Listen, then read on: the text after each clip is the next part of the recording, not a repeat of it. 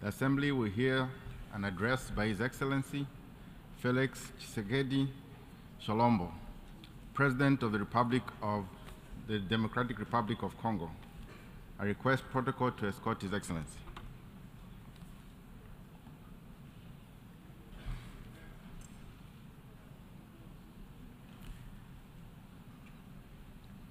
On behalf of the General Assembly, I have the honor to welcome His Excellency Félix-Antoine Tshisekedi Tshilombo, President of the Democratic Republic of Congo, and to invite him to address the Assembly. Your Excellency.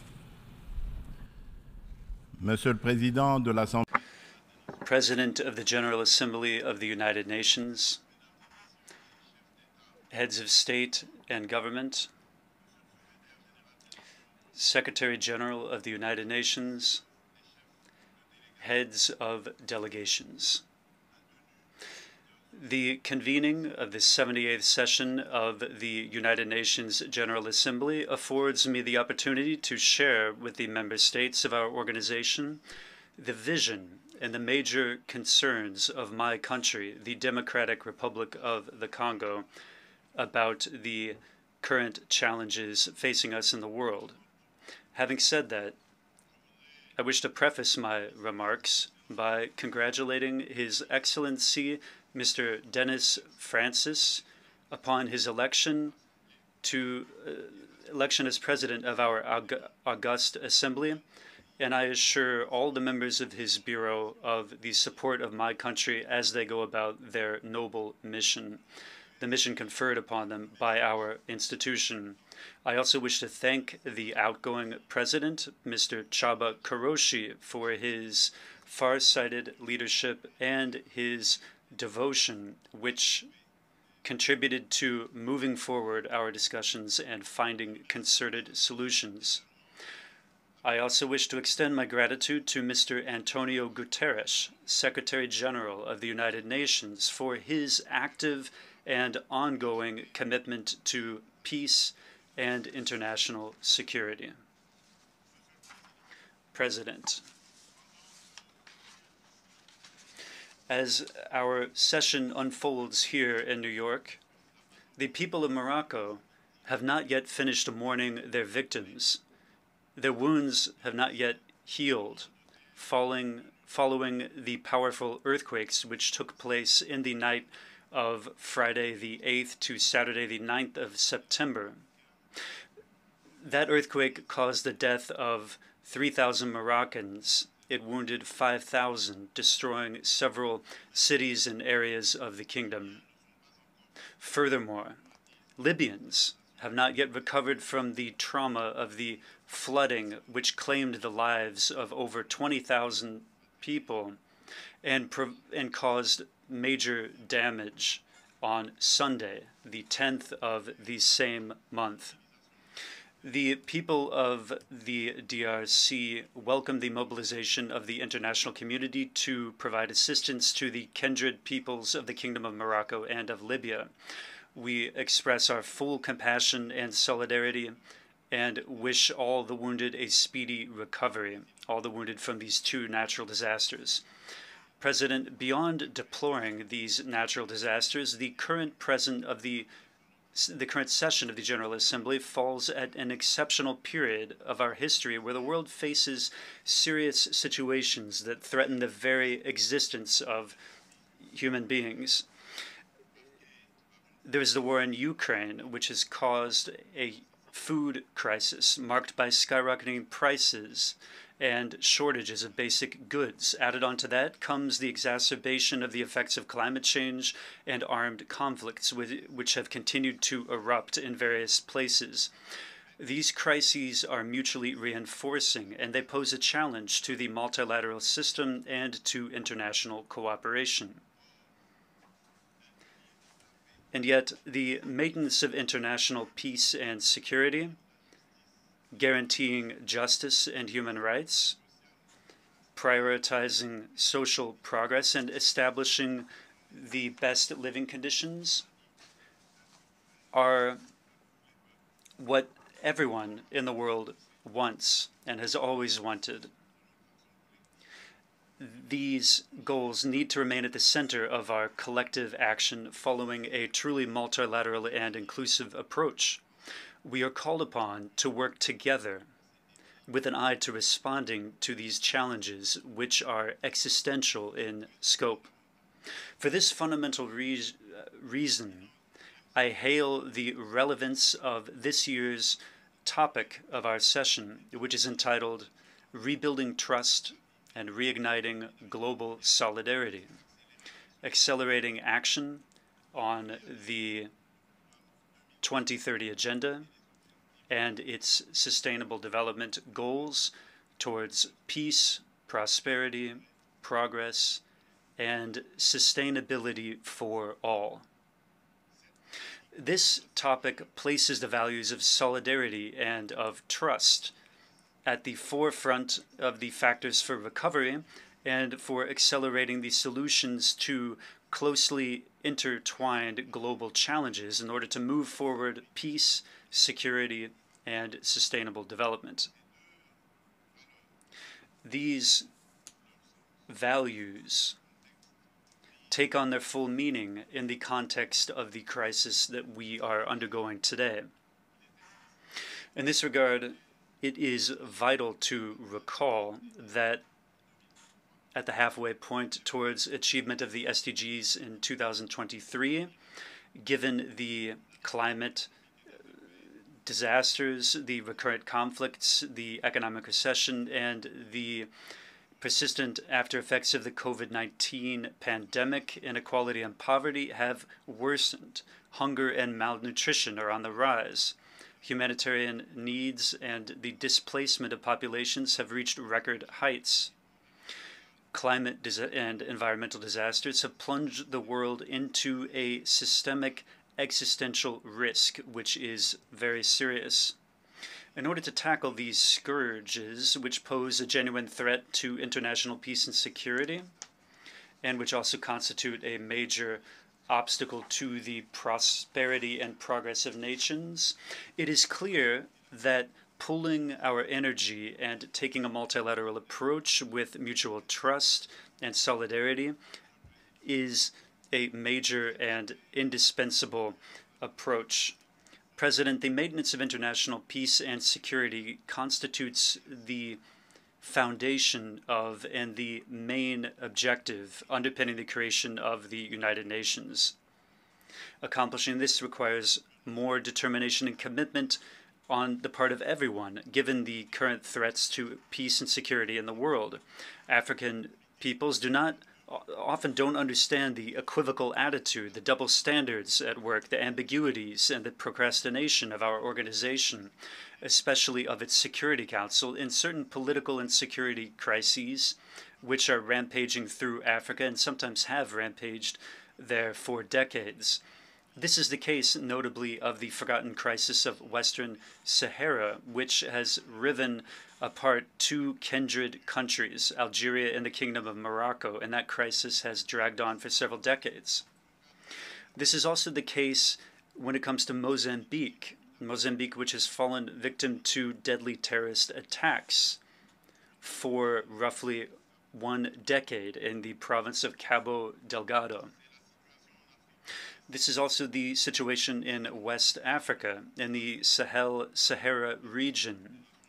There, the UN troops are withdrawing, leaving behind them the memory of what they haven't achieved, this despite the fact that they embodied all of the hopes of people that were caught in the clutches of jihadism.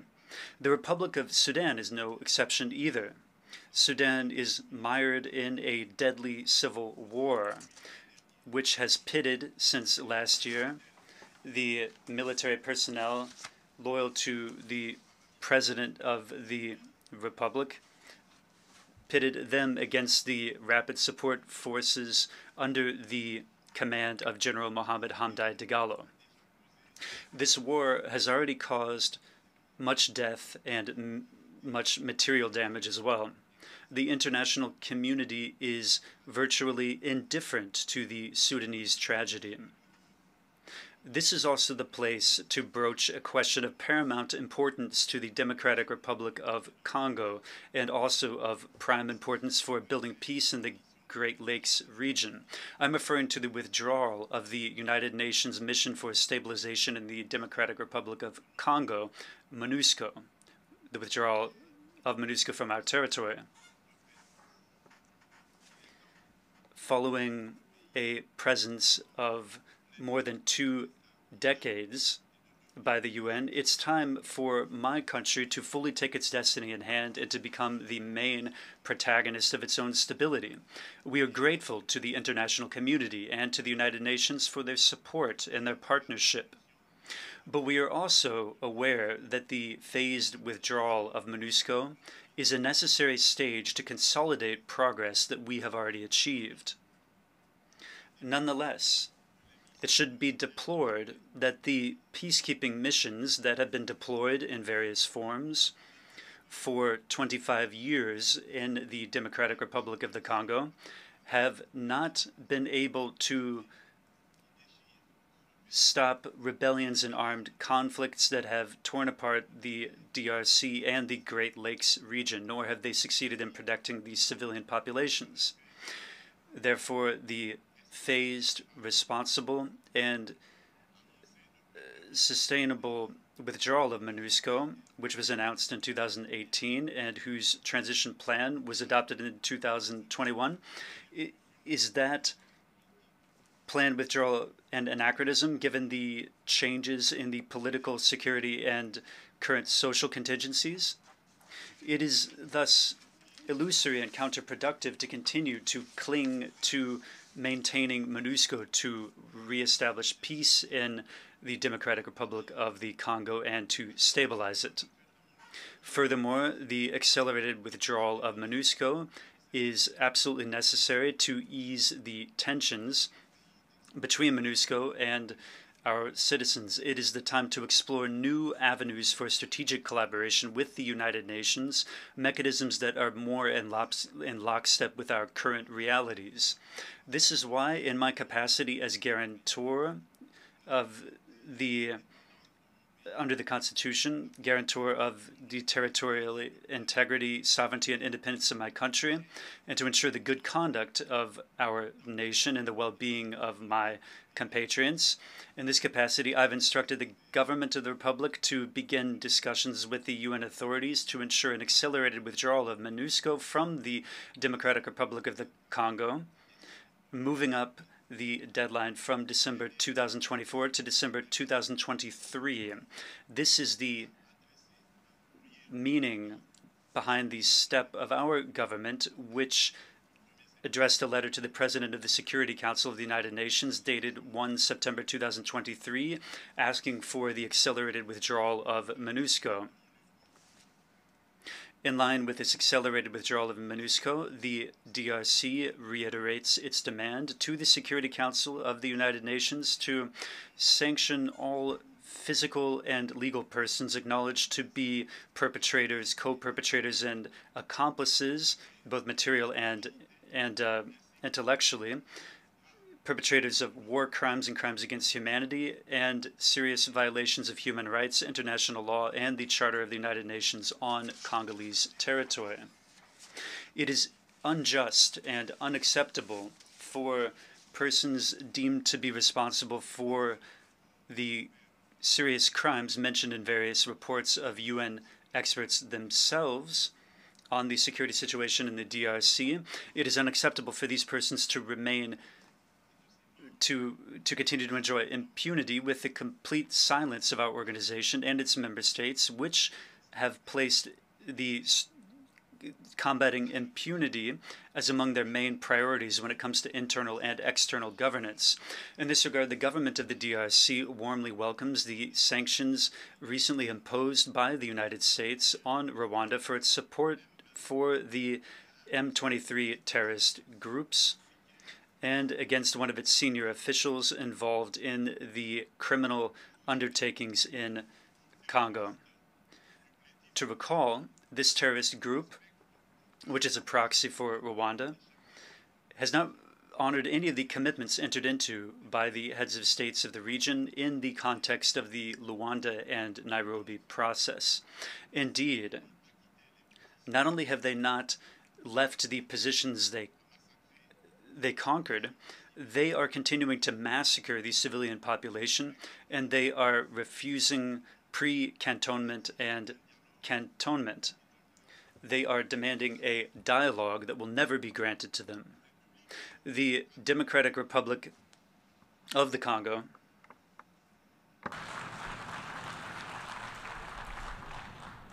La République The Democratic Republic of the Congo hopes that the other states will follow this good example set by the United States of America in order to support the common struggle against impunity, to ensure the triumph of the ideals of justice and solidarity among peoples.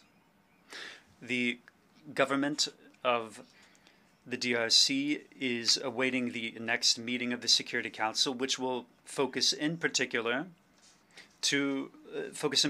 on our request, and we want it to be constructive when it comes to the management of the delicate and laborious process of crafting peace in our country. President, there's another challenge that is of the utmost concern to all of the nations of the world. I am referring to the warming of our planet. Needless to say, there's been an increase in temperature for several decades that has affected the life of everyone in humanity, and is of concern to all of us. Having said that, I am compelled to note that despite the proclamations in good faith of polluters when it comes to stopping greenhouse gas emissions, despite the many fora convened all over the world to stem this scourge, including the 27 COPs, that is the Conference of Member States of the UN to counter climate change. And despite the many resolutions and recommendations adopted at these various bodies, despite all this, the warming of our planet is far from being restricted to the 1.5 degrees Celsius target. Despite the COP27 held in Sharm el-Sheikh in Egypt this year, there is concern about a trend toward this temperature rising. This is not very reassuring, and it calls for us doubtlessly to revisit our approaches and our policies that we've adopted. In this context, the African Climate Summit, which will be held in Nairobi in Kenya under the joint leadership of the African Union and the Republic of Kenya from the 4th to the 7th of September of this year, that summit was a welcome initiative and an opportune initiative which shows the determination of Africa to participate actively in addressing this vital question, and now to act as a heavyweight when it comes to providing solutions to global warming and to ensuring future economies that are more green and more responsibility. The Africans emerged from the summit with a set of shared specifications contained in the Declaration of Nairobi, which aim to ensure a reform of the international financial architecture, to ensure more fairness, restructuring, debt alleviation, local transformation of their products, and putting in place a carbon tax regime, including a tax on the commerce in fossil fuels and maritime and air transport. They also reminded the rich polluters of the commitments that they took on in 2009 but have yet to honor. That is to provide $100 billion in climate financing. The Democratic Republic of the Congo calls upon the United Nations and upon the entire international community to pay particular attention to the legitimate claims of Africa. In this context, my country calls for the creation of a fair carbon market, and we want to see incentivizing of prices to bolster the efficacy of climate financing. We hope to see the rapid operationalization of Article 6 of the Paris Agreement, and we support the idea of mutually beneficial partnerships between the state and the private sector.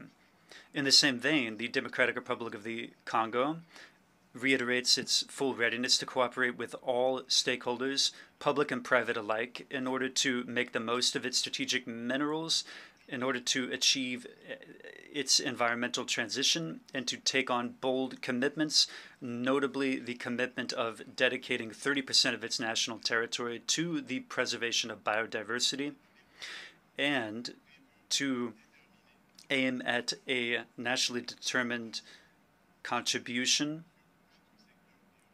including measures based on 4 major sectors: agriculture, forestry, energy, technology transfer, and adaptation measures.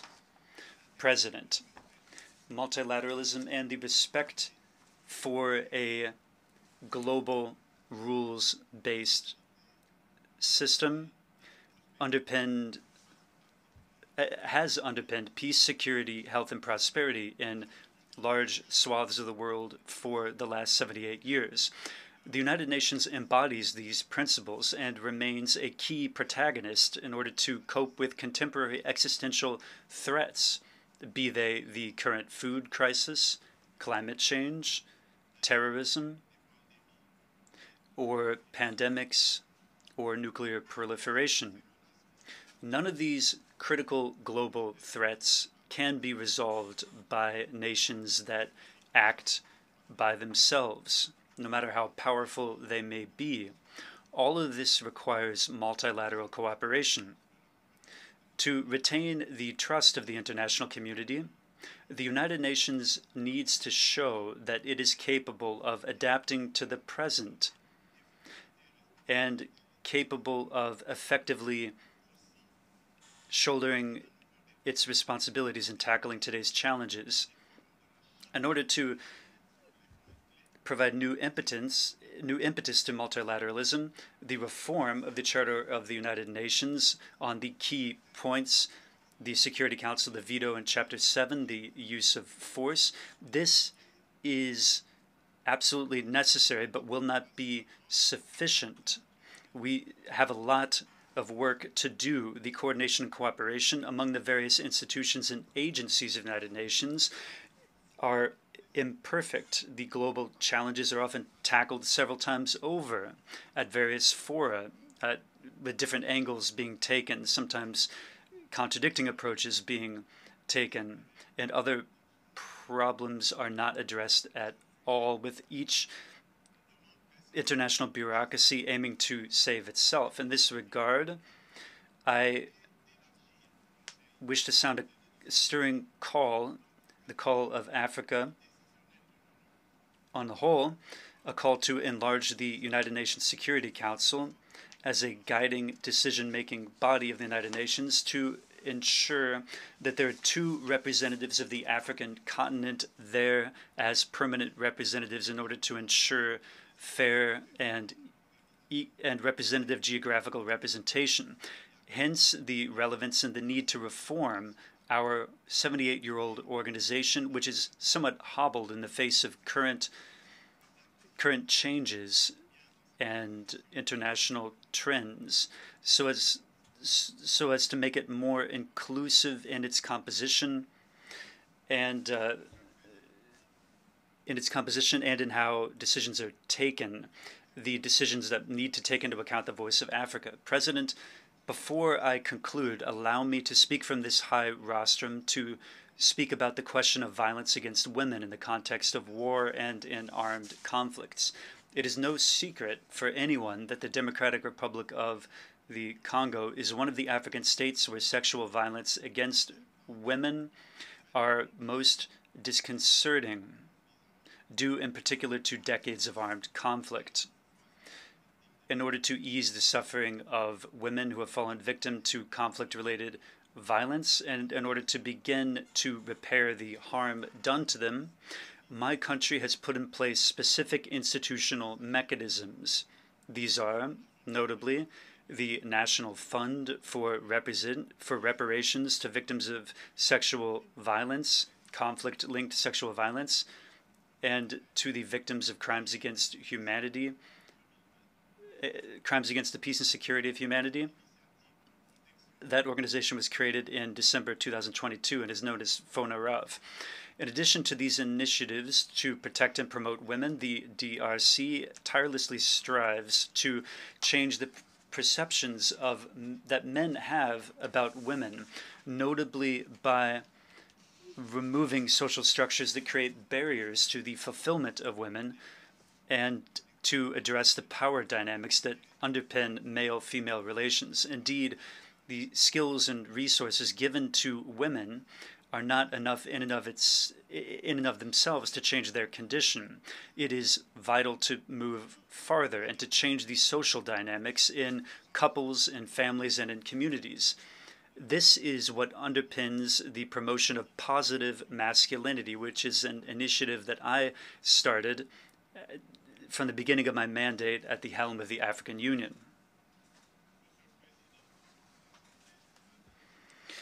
President of the General Assembly of the United Nations, heads of state and government, Secretary General of the United Nations, heads of delegations. In closing, I wish to confirm once more that at the end of this year, general elections will be held in the Democratic Republic of the Congo, and this will happen in institutions with an electoral mandate down to the level of the communes. In order to ensure those elections are a success, all parties involved are actively working. The Independent National Electoral Commission, the CENI, has already convened the Electoral Corps and published lists of candidates for national and provincial, legislative, and municipal elections. Provisions are being put in place in order to ensure transparency, inclusivity, equal opportunities, and credibility of these upcoming elections. Invitations have already been sent out to international institutions and international organizations, to NGOs that specialize in this area, in order to mandate their electoral observation missions to accompany the process and to help the Congolese state consolidate its young democracy. The UN is also invited to play a major role via its specialized institutions. The Congolese government thanks already those institutions and NGOs that have been invited that are already hard at work. The Democratic Republic of the Congo remains convinced that the United Nations remains the most appropriate fora to discuss the future of our planet and of the relations both among peoples and among states. Following the holding of the peaceful democratic elections in Zimbabwe, I wish to sound a clarion call here at the United Nations, calling for everything to be done to ensure the immediate lifting of these sanctions against the Republic of Zimbabwe and against its people. Nonetheless, to effectively discharge its important and delicate mission and to deserve the confidence of everyone, the UN needs to embody the values of justice, equity, and solidarity. The UN must be representative of everyone in all our cultural, political, economic, and social diversity. This is the full meaning behind the reform. This is what underpins the reform that the Africans have often reiterated in the fight that we must all participate in. I thank you. On behalf of the Assembly, I wish to thank the President of the Democratic Republic of the Congo for the statement just made and request protocol to escort His Excellency.